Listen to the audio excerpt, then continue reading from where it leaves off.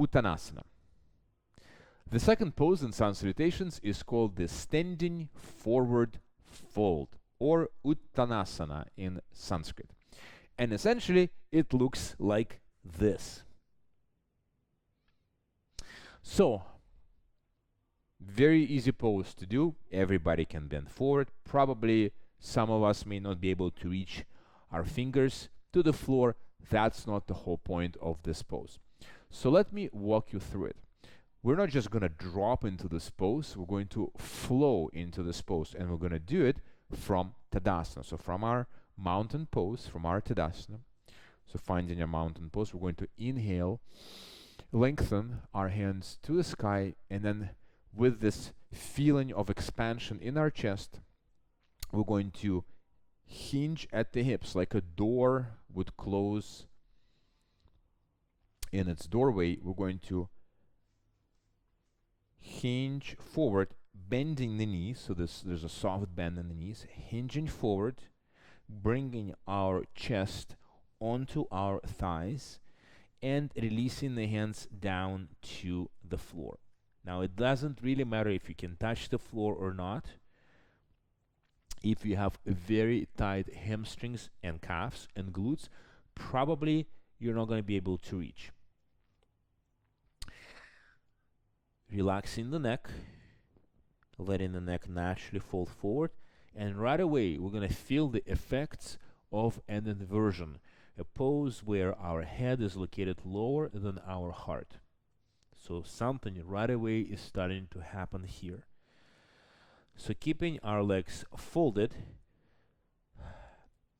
and if you cannot reach your hands down to the floor, you can place your hands on your shins. Eventually, as you progress through your yoga journey, you will be able to straighten the knees, reach a little bit further, maybe reach down and place your palms on the mat. For now, that's not the point. The point is that we are warming up for what's to come. So from this position, from this forward fold, we're going to press our palms into our shins, and we're going to push everything forward, creating a nice 90-degree angle between our body and our torso. This is called the flat back pose, and you go into that pose by pushing your palms into the shins and lengthening the back so that your back is nice and flat and you're gazing slightly forward. And then from that pose, we're going to release all the way down to the floor into the forward fold. Okay, let's do this again. Let's do this together. So I'm going to go sideways so you can see much better. So from our mountain pose or Tadasana, we're going to inhale, open up the chest, stretch as high as we possibly can with our hands, and then bending the knees, hinging at the hips, we're going to fold forward, bringing stretch into our hamstrings, and then from this forward fold, pressing the palms into our ankles, going to straighten the back, slightly straighten the knees, and come up into a flat back. Hold it for 1 or 2 breaths, and then folding forward once again. So that is the second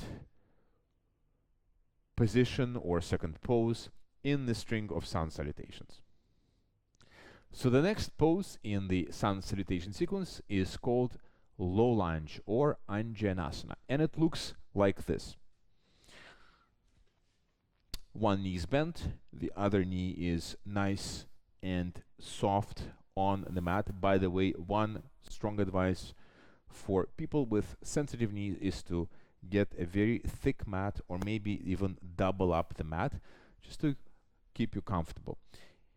Hands will go up and shoulders will be relaxed. This is the final position of that pose. So let's get into that pose. How do we get into that pose? Starting from our forward fold, where we're bending forward, we're going to reach down with the hands place them on the palms, obviously bending the knees in the process. We're going to step back with our left leg and plant the knee down onto the floor. Untuck the toes to make sure that you're nice and stable on the floor, and then lift up with our hands. And that's it. Couple of minor nuances in this pose. If you want to give yourself a bit of a deeper stretch in your hip flexors on your left side, all you need to do is shift your weight forward into the front knee. If your hands or if your shoulders have an impingement and this is not accessible to you, not a big deal. You can have your hands on your hips. This is as good as any low lunge pose. Alternatively, you can have your hands on the level of your shoulders. This is called cactus arms, and you can hold your hands in that pose.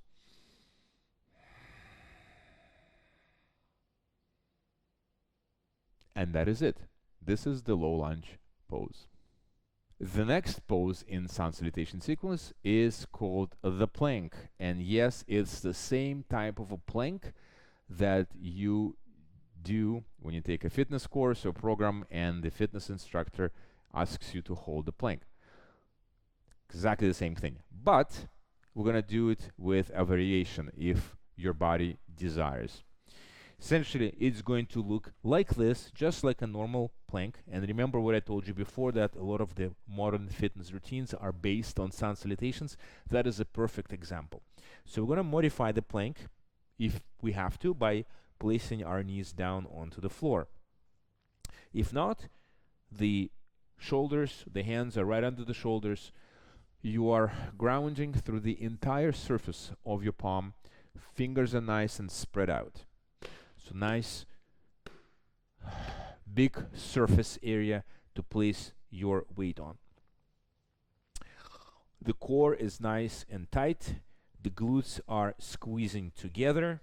You're lifting through your kneecaps, and you are trying to make this a flat plank. So not this, but really shifting your body and your weight so that your shoulders are right over your palms, and that you're not sagging through your hips, and you're also not bending through your hips. So this is a bit of a cheating.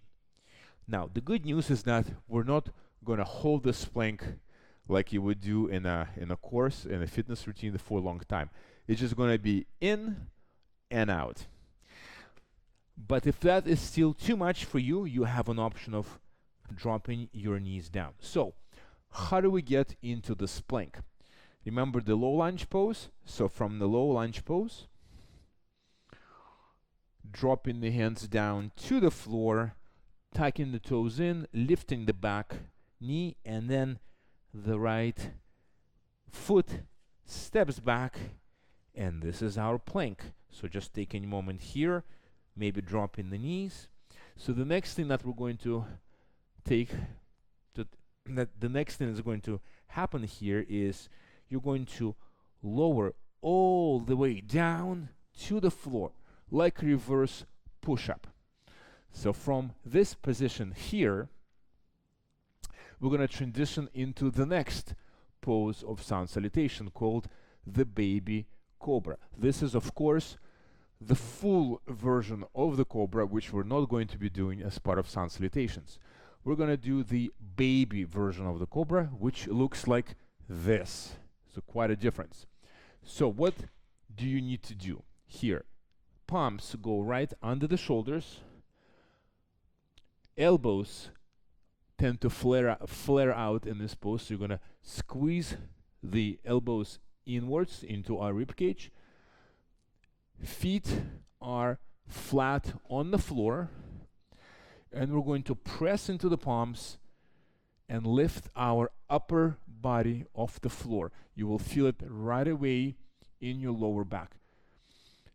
The head is gazing straight forward, so you're not trying to catch sight of a bird in the sky. The gaze is directed right in front of you. And then from this position, from Baby Cobra, we're going to shift back almost like into a child's pose, but not. We're going to shift back into something that's called a tabletop. And this pose is called a tabletop because you are at table with your hands right under your shoulders and your knees right under your hips. From this pose, we're going to dig in our toes and open up or lift up into the one of the most iconic poses in yoga called the downward dog. Looks like this. So let's recap the whole, well, part of the sequence. So from the low lunge,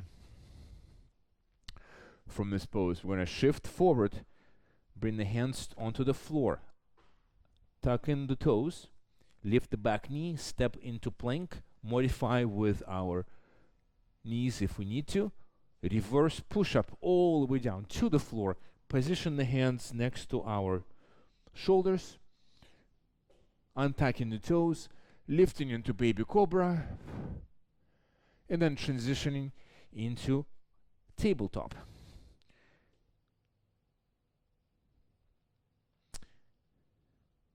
And that is it.